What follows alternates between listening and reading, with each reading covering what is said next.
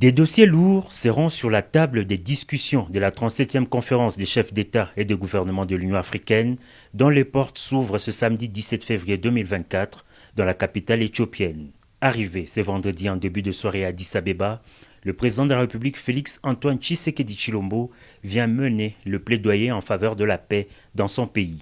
Sans détour, le chef de l'État s'est immédiatement rendu dans la salle Julius Nyerere de l'Union africaine pour participer aux côtés de ses pairs à un mini-sommet sur la situation sécuritaire et humanitaire dans l'est de la RDC. Sur les 10 chefs d'État attendus, 6 ont répondu présents, notamment l'Angolais Joao Lorenzo, organisateur de cette rencontre, les Congolais Félix Antoine Tshisekedi Tshilombo, les Kenyans William Ruto, le Rwandais Paul Kagame et les Sud-Africains Cyril Ramaphosa. Les autres chefs d'État se sont fait représenter.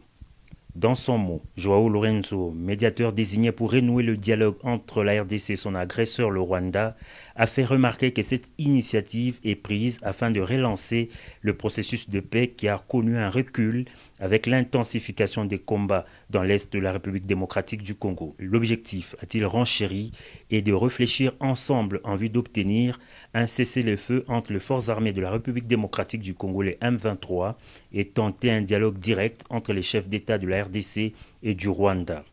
Après un huis clos, chaque parti s'est exprimé. Le président Félix Tshisekedi a dénoncé pour la énième fois l'agression documentée dont son pays fait l'objet, tout en exigeant les départs sans condition des terroristes du M23 des terres congolaises.